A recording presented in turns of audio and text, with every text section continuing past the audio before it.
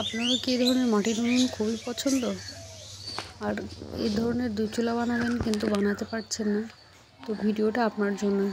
ভিডিওটা স্কিপ না করে পুরোটা দেখুন, কিভাবে বানাচ্ছি সব আসতে থাকছে এই ভিডিওতে।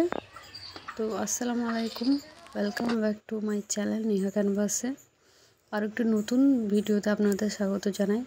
এবং অনেক দিন ধরে আমি ভাবছিলাম যে আপনাদের আরেকটি ভিডিও, উনুন বানানোর আরেকটা ভিডিও দেব। এর আগে আমার উনুন বানানো ভিডিওটাই কিন্তু অনেক ভিউ এসছে, একদম ভাইরাল হয়ে গেছে।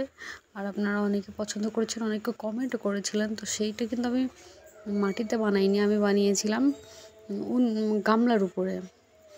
তো চলুন আমি দেখাই আজকে ভিডিওতে ফুল থাকছে আপনাদের জন্য, কিভাবে কি বানাচ্ছি না বানাচ্ছি। এই যে দেখুন, আমি যে জায়গায় চুলাটা বানাচ্ছি এখানে আমি হালকা পরিমাণ পানি দিয়ে ভিজিয়ে নিলাম, যাতে কাদাটা ভালো মতো ধরে আর কি।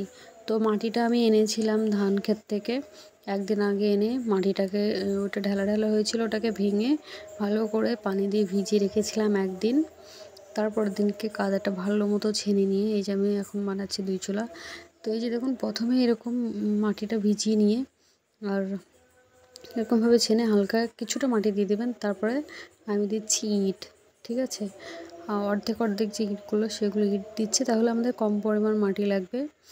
তো আমি প্রথমে নিয়েছিলাম 2 গামলা মাটি, তারপরে আরও 2 গামলা মাটি নিয়েছি, আর মাঝখানে ইট দিয়েছি, না হলে এখনও 2 গামলা লাগতো। তো এই যে দেখুন, এই ধরনের ইট দিয়ে আমি এরকম করে নেব, তারপরে আবার এর উপরে কাদা দিয়ে সুন্দর করে বানিয়ে নেব। তো চুলাটা মোট আমার টাইম লেগেছে 1 সপ্তাহ, যেহেতু এখন শীতকাল চলে এসছে। শীতের সময় মাটিটা শুকায় কম, আমি যেখানে বানিয়েছিলাম সেখানে রোদটা কম, তাই একটু সময় লেগেছিল। আর যদি ফাঁকা জায়গায় বানান যেখানে রোদ পাওয়া যায়, সেরকম জায়গা হলে কিন্তু 3 দিন লাগে চুলাটা শুকাতে এবং ফুল কমপ্লিট হতে। তো যেহেতু আমার ছায়ার জায়গায়, সেই জন্য এখানে আমার 7 দিন সময় লেগেছে। আর আমি একটু বেশি টাইম দিয়েছি এই কারণে, চুলোটা যাতে একটু মজবুত হয় সেই কারণে। তো এই যে দেখুন, কাদা দিয়ে কিন্তু ইটগুলোকে টোটাল ঢেকে দেবো আমি একদম ভালো মতো। আর কিন্তু খুবই সুন্দর মতো করে মাটিটাকে ফাইন করে ছেনে কিন্তু কাদা বানিয়ে নিতে হবে। এই যে দেখুন কত সুন্দর করে দিচ্ছি আমি। আপনারাও কিন্তু ভিডিওটা ফুল দেখবেন, তাহলে বুঝতে পারবেন। আর যদি কেটে কেটে দেখেন তাহলে কিন্তু বুঝতে পারবেন না। তো যারা নতুন আছেন অবশ্যই চ্যানেলটা সাবস্ক্রাইব করুন এবং পাশে থাকুন। এই ধরনের ভিডিও আপনারা পেয়ে যাবেন অনেক। তো আমার আগের ভিডিওটা অনেক ভালোবাসা দিয়েছেন, সেজন্য অসংখ্য ধন্যবাদ। আপনারা প্রচুর কমেন্টও করেছিলেন, আর আপনাদের কমেন্টটাই কিন্তু আমার পাওয়া। আর আপনারা যে ভিডিওতে কমেন্টগুলো করেন সেগুলো পড়েই কিন্তু আমাদের আগ্রহ বেড়ে যায় ভিডিও বানানোর জন্য। তো দেখেন, আপনাদের সামনে আমরা একটা ভিডিও 10 মিনিটের উপস্থাপন করছি, কিন্তু দেখা গেল সেটা 10 দিনও সময় লাগে সেই ভিডিওটাকে বানাতে। তো সেই জন্য প্লিজ ভিডিওটা স্কিপ না করে আপনারা দেখবেন একটু ধৈর্য সহকারে, এবং অন্যদের সঙ্গে শেয়ার করবেন। তাহলে আপনারা অনেকেই এরকম আছেন যে হয়তো চুলা বানাতে পারেন না, আপনারা হয়তো চুলা বানানোর জন্য একে ওকে বলতে হয় যে একটু বানিয়ে দিন। তো এ ধরনের আমার ক্ষেত্রে অনেকবার হয়েছিল, মানে আমি কাউকে বলিনি, আমি নিজে থেকে সবসময় ট্রাই করি যে বানাবো, কিন্তু আমাকে অনেকেই ডাকে চুলা বানানোর জন্য, আমি কিন্তু বানিয়ে দিই। তো যে জানে তাকেই কিন্তু মানুষ বলে, তাই না? তো আপনারাও শিখে যাবেন, ভিডিওটা একটু ভালো মতো দেখবেন, একটু বোঝার চেষ্টা করবেন, তাহলে আপনারাও পারবেন। একটা না হয় আপনাদের একটু খারাপ হবে, তাহলে আপনারা শিখে যাবেন। এই যে দেখুন, আমি যেভাবে টেনে টেনে এটাকে সমান করে করে যেগুলোই উঁচু নিচু হচ্ছে সেগুলো আবার ঠিকঠাক করে দিচ্ছি। আপনারা এইভাবে টেনে টেনে ঠিকঠাক করে নেবেন।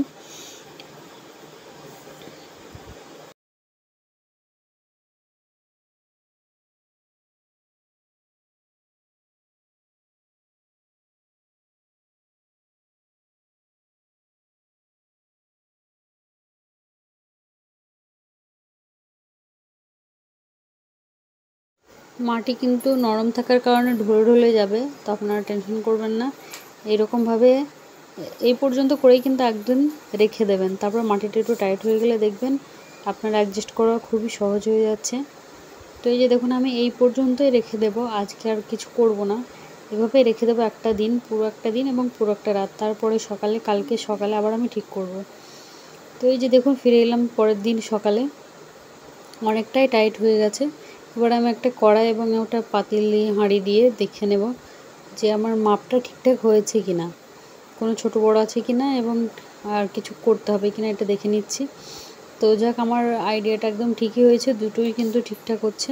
এবার আমি এক সাইডে এরকম সেম গোল রেখে দেবো আর একটা সাইডে চুলার ঝিক বানিয়ে নেব। এই দেখুন 3 দিকে আমি মাটি দিয়ে দিচ্ছি এবং ঝিকটা বানিয়ে নেব। তো আপনারা একটু ভালো মতো ধৈর্য সহকারে দেখুন, তাহলে বুঝে যাবেন। এই যে দেখুন, মাটি আবার আমি ছেড়ে নিয়েছি আর এভাবে করে 3 দিকে 3 কাদা দিয়ে আমি ঝিকটা ভালো করে বানিয়ে নেব।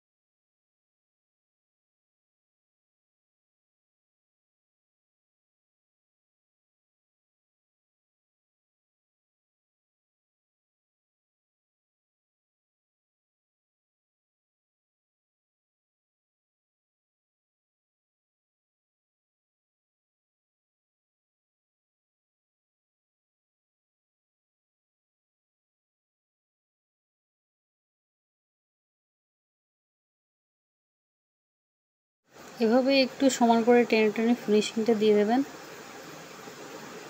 এই যে দেখুন, আমার ফিনিশিংটা একটু দেওয়া হয়ে গেছে। তো আমি এবার হাঁড়ি বসে আবার দেখে নেব যে ঠিকঠাক হচ্ছে কিনা, ধোঁয়াটা যাতে পাশ হয়ে বেরিয়ে আসে, সেই কারণে আমি এটা হাঁড়িটা চাপে আবার দেখে নিচ্ছি। তো এই জায়গাটা প্রচণ্ড গ্যাপ আছে, মানে একটু বেশি গ্যাপ আছে, তো সেই জন্য আবার কাদা দিয়ে আমি গ্যাপটাকে আবার ঠিক করে দিচ্ছি। বেশি গ্যাপের কিন্তু প্রয়োজন নেই, ধোঁয়াটা পাস হলেই হবে, সেরকম করে আপনারা রেখে দেবেন। আর এদিকটা কিন্তু এরকম গোল থাকবে। তো আমি এদিকেও কড়াইটা বসে দেখে নিলাম ঠিক আছে, একটু আধটু টেনে টুনে নিতে হবে, যেহেতু মাটিটা কিন্তু নরম আর ওটা টাইট হতে সময় লাগে, ওই জন্য ঢলে যায়। তো সেই জন্য আপনারা যখন বানাবেন, চুলাটা 2-1 দিন হাতে সময় নিয়ে বানাবেন। এভাবে একটু করে একদিন কিছুটা বানিয়ে রেখে দিলেন, তারপর আবার কিছুটা টেনে টুনে কিন্তু ফিনিশিংটা আনতে হবে।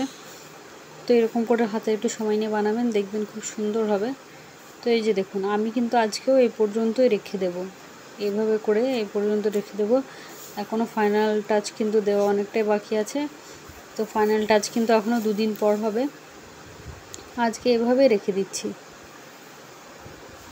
তো 2 দিন পর আবার আমি মাটি খুঁড়ে গর্ত করে নেব এবং চুলোর মুখটা বানিয়ে নেব।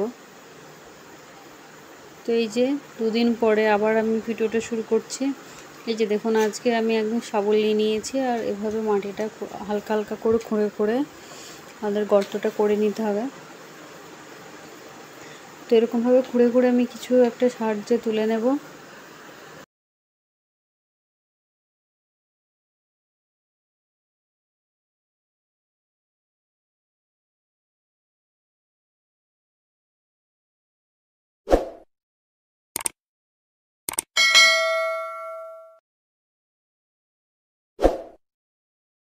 তো এইভাবে করে অনেকটাই গর্ত করতে হবে আর এইভাবে আমি খুঁড়ে খুঁড়ে গর্ত করে নেব এবং মাঝখানের জয়েন্টটা কীভাবে করছি সেটাও আপনাদের দেখিয়ে দেব।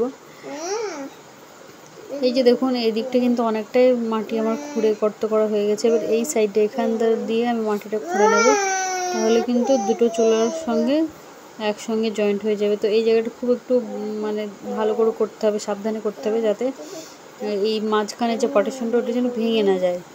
তো খুব অল্প অল্প অল্প করে মাটিটা এখান থেকে খুঁড়তে হবে। এবার এই পাশ থেকে কিছুটা মাটি খুঁড়ে নেব।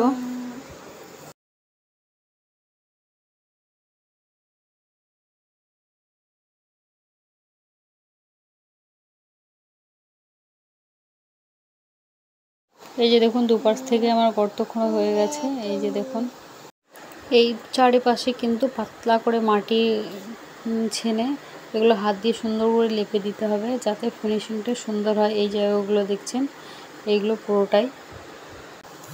এই যে দেখুন এই জায়গাটা আমি এরকম করে একটু দাগ টেনে নেব। এরকম করে কীরকম আকার দেবেন আকারটা এখানে দাগ টেনে তারপর গর্ত করে নেব। তো এই যে এই জায়গাটা কিন্তু যখন খুঁড়বেন খুব হালকা হাতে, না হলে কিন্তু ভেঙে যাওয়ার ভয় থাকে, যেহেতু কাদা এখনও নরম আছে। তো এই জন্য হালকা করে করে এরকম করে কাদাগুলো সরিয়ে নেব, এইভাবে টেনে টেনে নেব।